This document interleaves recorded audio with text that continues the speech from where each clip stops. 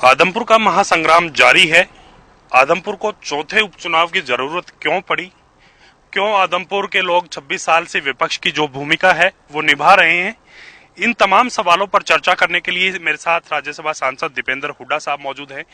हुड्डा साहब, सबसे पहले हरियाणा न्यूज में आपका स्वागत। धन्यवाद। सबसे पहले सवाल तो यही रहेगा सर, आदमपुर को उपचुनाव की जरूरत क्यों पड़ी? आदमपुर में जो यहाँ से हमारे विधायक रहे हैं कुलदीप बिश्नोई जी, उन्होंने बार बार पार्टी बदलने का काम किया।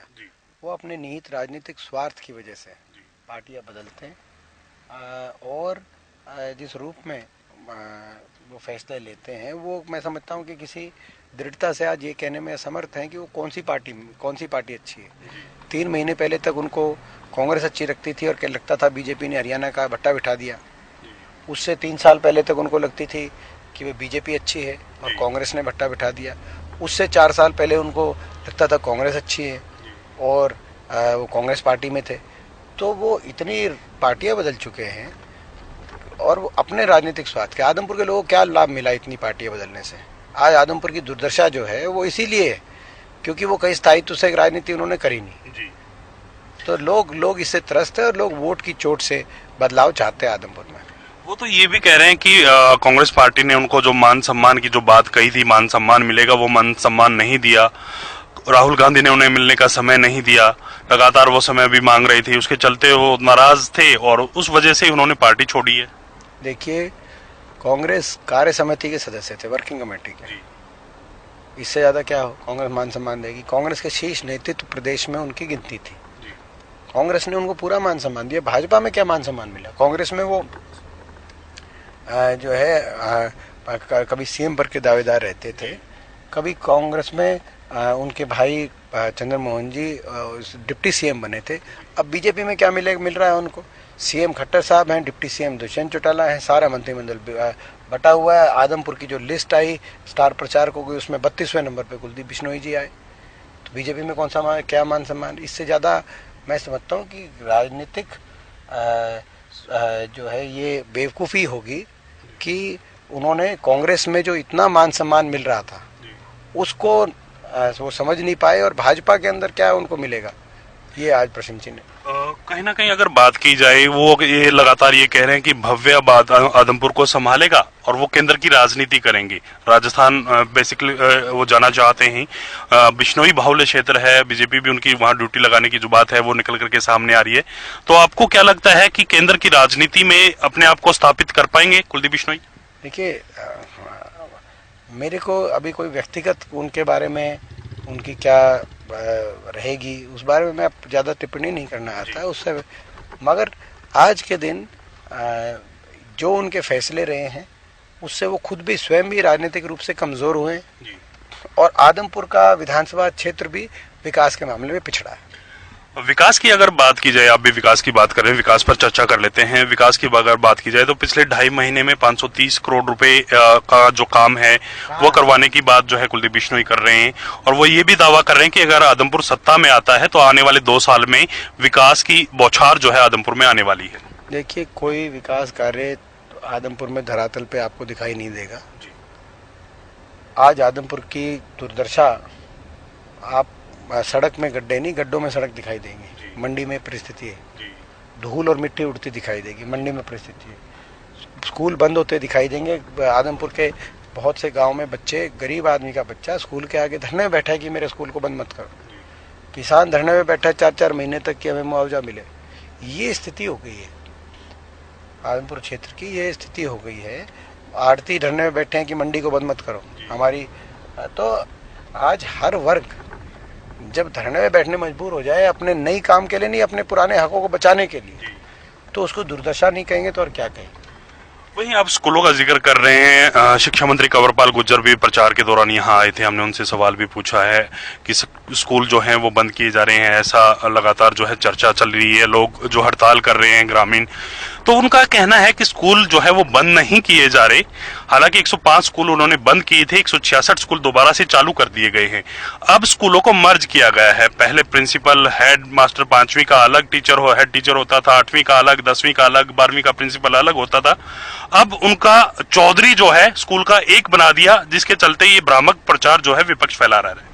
देखिए, सच्चाई ये है कि कांग्रेस पार्टी की हरियाणा में हुड्डा सरकार के समय 12 नए विश्वविद्यालय बने हरियाणा के अंदर, 90 नए कॉलेज स्थापित किए, सरकारी कॉलेज, 12 नए सरकारी विश्वविद्यालय, सरकारी यूनिवर्सिटी, लाला लाजपत राय यूनिवर्सिटी हिसार हो, चाहे वो भगत फूल सिंह महिला यूनिवर्सिटी कानपुर में हो, चाहे वो बाबा Saheb Bhimrao Ambedkar national law university Sonipat में हो, चाहे वो छोटू राम यूनिवर्सिटी मुरथल के अंदर हो, चाहे वो YMCA यूनिवर्सिटी फरीदाबाद के अंदर हो।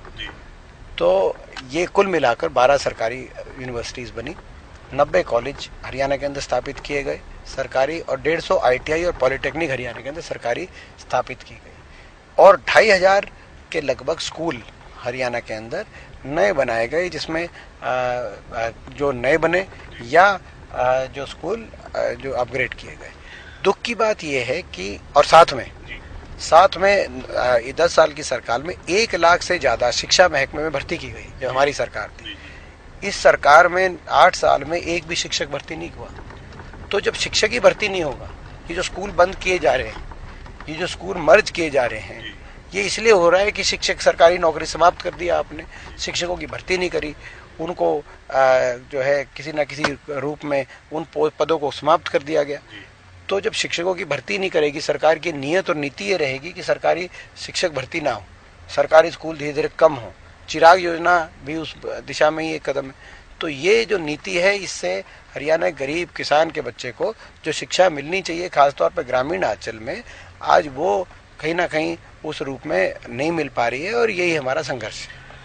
वो ये कह रहे हैं कि कांग्रेस जब सरकार थी तो कांग्रेस एहसान की राजनीति करती थी, लोगों पर एहसान करने, उनके काम करवा कर एहसान करती थी, और हमारी जो राजनीति है, हम जो सरकार चला रहे हैं, वो सिस्टम को सुधारने का लेकर चला रहे हैं। कहीं ना कहीं पोर्टल जो है तमाम लागू कर बनाए गए हैं, अब हर व्यक्ति का काम घर बैठे इजीली हो जाता है, और कांग्रेस राज में इस प्रकार की कोई सुविधा नहीं थी। ये कहने की बात है, ये तो कहने की बात है, इसमें तो कोई, ये तो कहने को तो कोई कुछ कहे। एक आप परिवार पहचान पत्र को लेकर भी सवाल उठाते हैं, बुजुर्गों की पेंशन काटी जाती है। 5 लाख बड़े बुजुर्गों की पेंशन खत्म हो गई हरियाणा में, खारिज कर दी गई। चाहे वो परिवार पहचान पत्र की बात रही हो, चाहे वो उसकी वजह से बहुत से ऐसे बुजुर्ग भी हैं जिनको मृतक घोषित दिखा दिया गया कागजों में, तो और उन्होंने धरने देने पड़े। ये स्थिति आ गई हरियाणा में। तो हमने कहा है कि ये जो पेंशन काटी गई है, तमाम बुजुर्गों की पेंशन दोबारा से बनाई जाएगी, और ब्याज समेत उनको पूरा ना ड्यू सारा दिया जाएगा।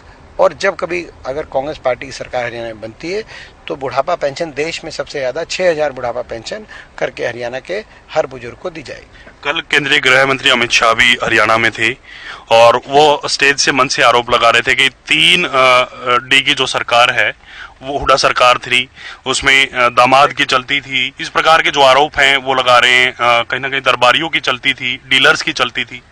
देखिए, जहाँ तक केंद्रीय गृह मंत्री जी की बात है, 9 साल पहले केंद्र में सरकार बनी, बीजेपी की सरकार।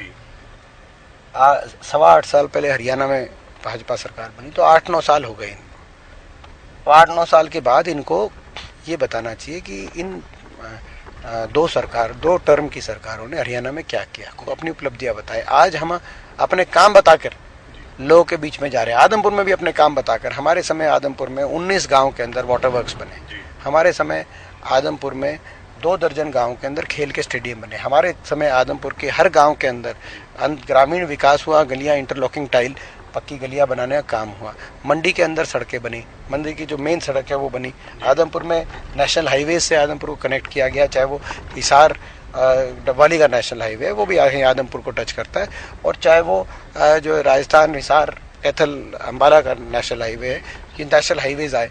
आदमपुर के आसपास उद्योग, ये खेदड़ के अंदर बिजली का बहुत बड़ा थर्मल का कारखाना लगा, और परमाणु का कारखाना फतेहाबाद, ये हम अपने काम बताकर। तो हिसार के अंदर लाला लाजपत राय यूनिवर्सिटी की स्थापना हुई। खट्टर सरकार एक काम बताए, 9 साल में एक काम बताए, ये अमित शाह जी एक काम बताए।